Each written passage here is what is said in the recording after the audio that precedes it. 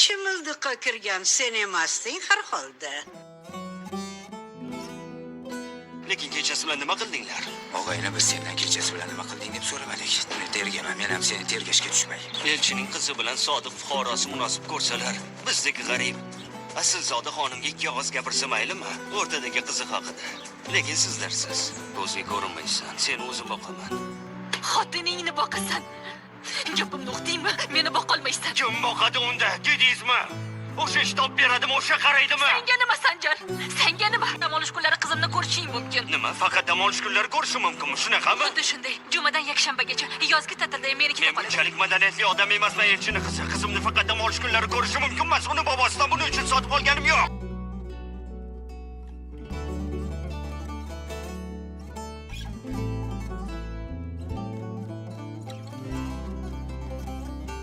Elchini qizini ishga oldingizmi?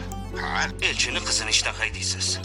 lekin kedizmi? Gedingiz nima? Gedingiz nima? Haydaysiz dedimi, haydaysiz. Tamom, assalom. Bo'pti, tinchlan. Bo'ldi, ishga olmayman. Eshitaman do'stim.